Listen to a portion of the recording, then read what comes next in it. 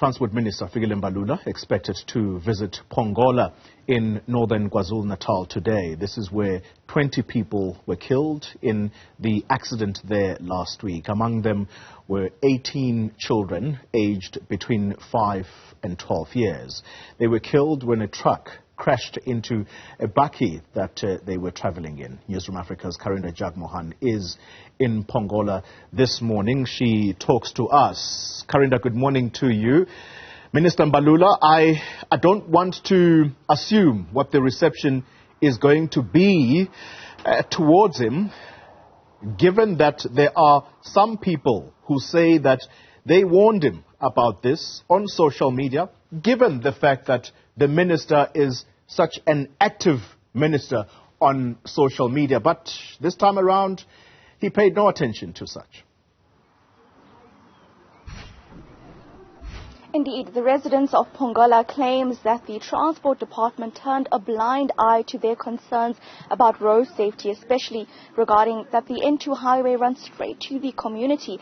My colleague Pongola will show you visuals of the accident scene. We're at the site where this tragedy happened, and right now media teams for the Transport Department are setting up. So the minister will be making a stop here. They're setting up their cameras here. But what you'll see is the stop sign that was right by this road taken down during the crash, and the debris of the accident still remaining.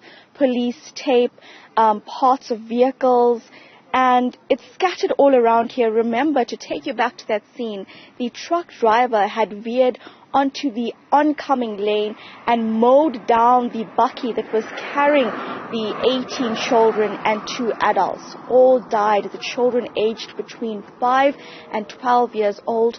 My colleague Spo will show you that some of the school shoes of the little ones are still lying at the scene. You can see them right now.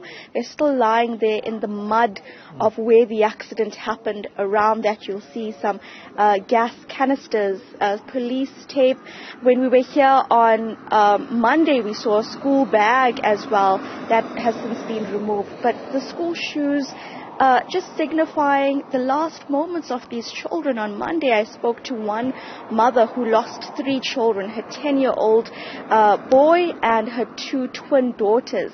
And she said she had walked to this very site from her home in disbelief of what she had heard from her neighbors. And when she came here, she couldn't even tell us the words that she saw her son she saw her son's body. She said instead that she saw her son sleeping beneath the truck. She couldn't bring herself to even say those words. Many of the parents are still coming to terms with what has happened, and of course they are still even planning to now bury their children.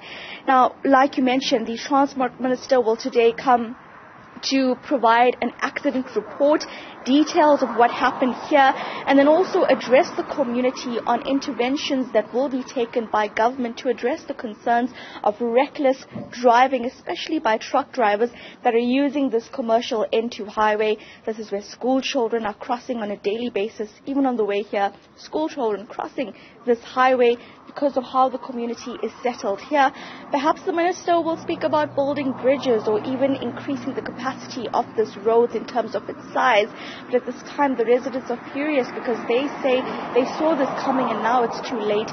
18 children and 2 adults have passed away. The situation on the ground is such that many community members are now awaiting for the Transport Minister to arrive. He is expected to be here at 10 o'clock to start the proceedings at a community centre nearby, and then he will come here to this accident scene where the remnants of what happens still remains. Karinda Jagmohan, thank you very much for that comprehensive update. Oh, that scene, those shoes, yeah.